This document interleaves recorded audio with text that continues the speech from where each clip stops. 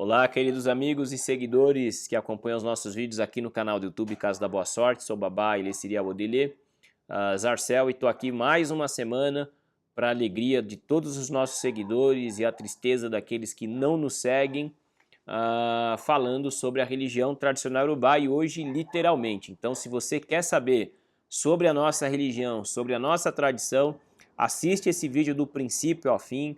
No final, deixa a sua curtida, o seu comentário, ou a sua crítica, ou a sua sugestão.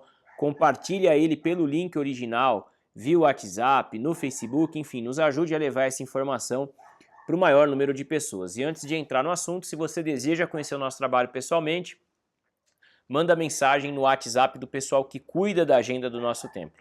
É esse número que está aparecendo aqui na sua tela, o número 11 9 50 73 9466. Nesse WhatsApp, vocês informam de tudo aquilo que é preciso para tornar o nosso encontro possível, tá bom? Pessoal, o vídeo de hoje é sobre a religião tradicional Yorubá no Brasil. Foi um seguidor lá do meu Instagram que me solicitou, realmente me fugiu o nome do indivíduo, mas eu tenho certeza que ele vai assistir e desde já eu quero agradecer a ele pela sugestão. Eu recebi a seguinte pergunta no inbox do Instagram. Babá, o senhor tem algum vídeo que fala sobre a religião tradicional Yorubá no Brasil, como ela começou, enfim? Bom, vamos lá então. Não tinha, mas agora eu vou ter.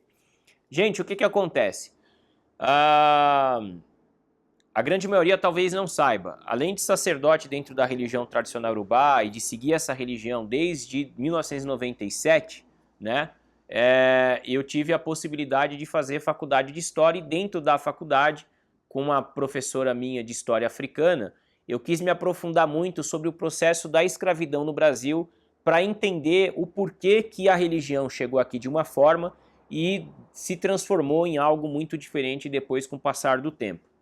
Na época, sem me apresentar e sem colocar questões religiosas, visitei sacerdotes e casas de candomblé, tanto em São Paulo como no estado da Bahia, com a finalidade de entender um pouco sobre o candomblé, para que eu pudesse compreender o processo histórico do culto de orixá no Brasil. E aí hoje eu venho compartilhar com vocês, depois de tantos anos, porque isso foi feito em meados de 2013, 2014, aqui no Facebook, aqui no YouTube e no Facebook também, porque você deve ter assistido aqui também pelo Facebook, que alguém deve com certeza ter divulgado o nosso trabalho. E aí vejam bem, o que acontece? Quando o Brasil foi descoberto, lá em 1500, né, ou quando vieram tomar posse disso tudo, existia uma situação que era qual? Não se tinha mão de obra, né? Tentaram usar os indígenas, começaram a ter problemas por isso, etc, enfim, e aí começou a existir no mundo a questão do processo da escravidão. Nós vivemos num sistema escravista por muitos anos, né? Graças ao orixá e ao Lodumare, esse processo acabou, embora ainda exista muito forte resquícios e consequências bem tristes desse momento da nossa história. E aí eu vou colocar aqui para vocês número redondo, para que a minha memória não acabe falhando e eu acabe dando informação errada, mas aí vocês ficam à vontade para se informar depois. Suponhamos que aqui no Brasil, no ano de 1600, começou a escravidão de fato. Quais negros que vieram escravizados, né? Primeiramente, veio o pessoal que é chamado povo Umbundo, que veio da região que nós chamamos hoje de Angola. Eles foram os primeiros a virem para o Brasil na condição de escravos, tá?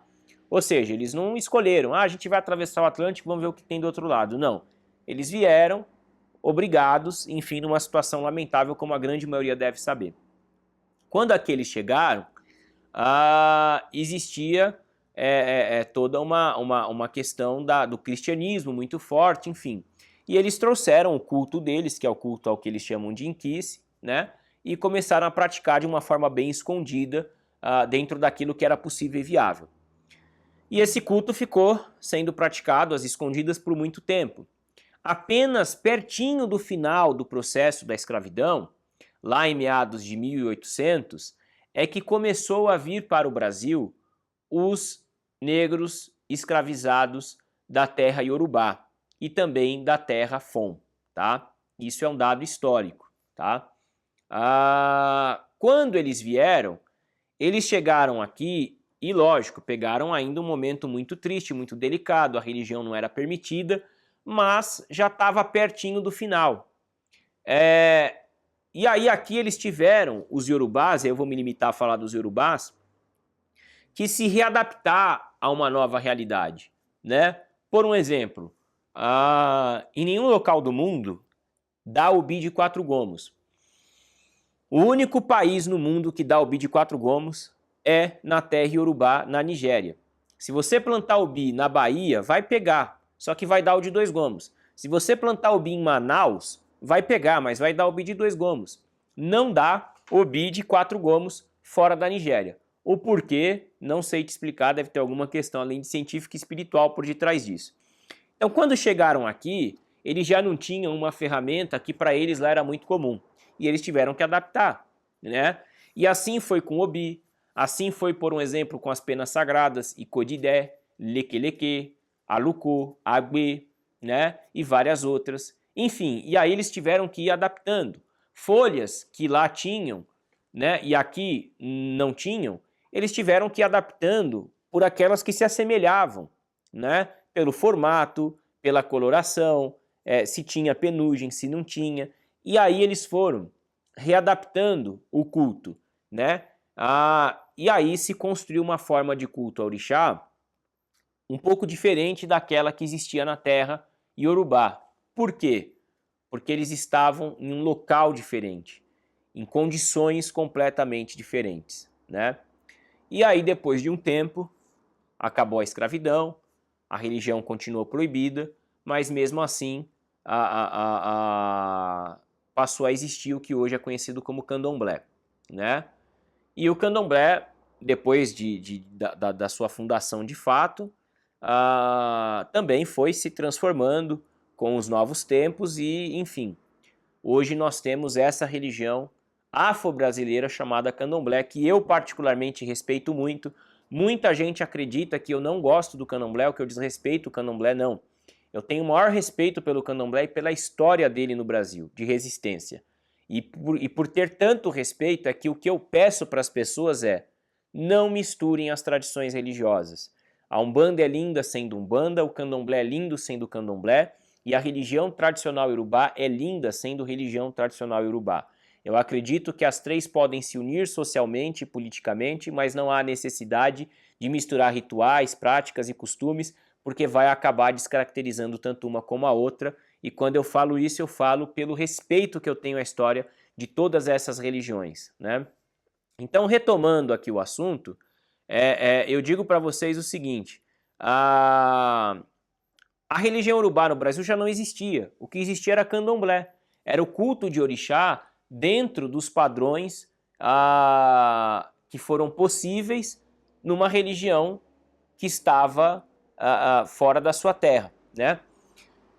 E aí, lá na década de 70, alguns pesquisadores, como o grande Pierre Fatumbi Verger e alguns outros, começaram a identificar semelhanças e diferenças do culto de orixá no Brasil, em Cuba, na terra Yorubá e em algumas outras regiões do continente africano.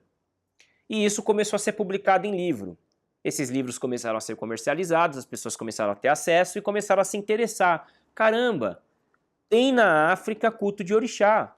Nossa, como que será? Né? Na época não era tão comum, mas sacerdotes e pesquisadores brasileiros, né, passaram aí para a Nigéria com a finalidade de tentar entender o que era aquilo, né?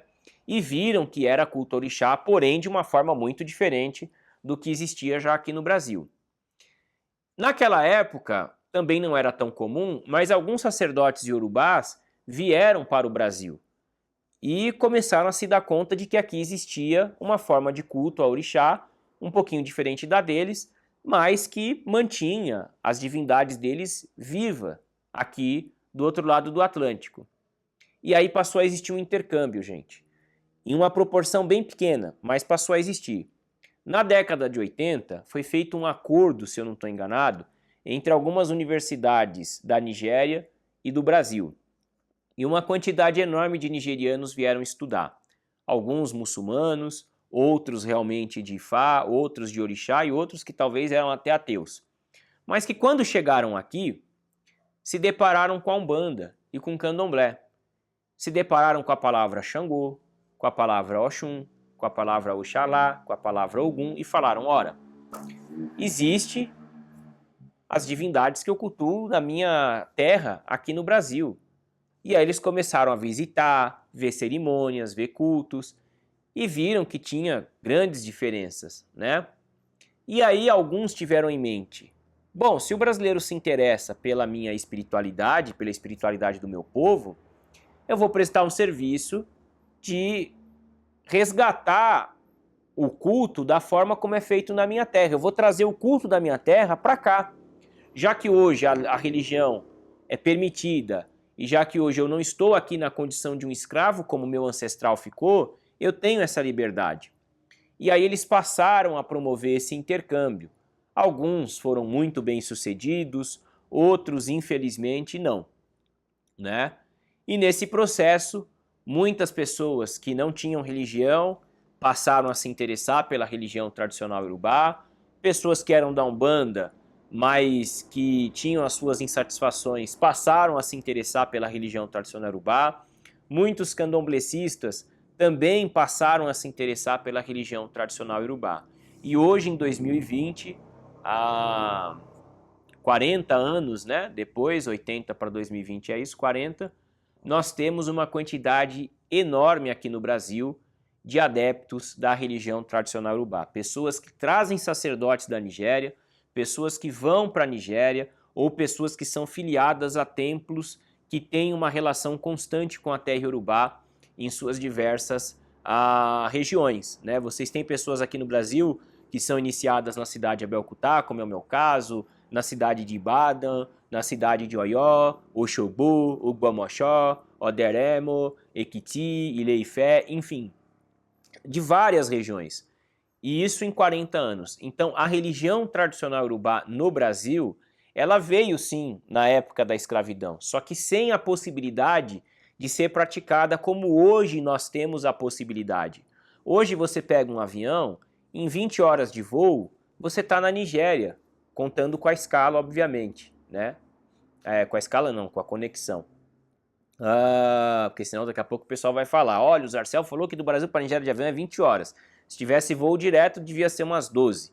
Mas como não tem, então com conexão daí umas quase 20 horas. E você tem nigerianos que vêm para cá constantemente, trazendo informações, conhecimento, material, né? Principalmente o obi de 4 gomos, né?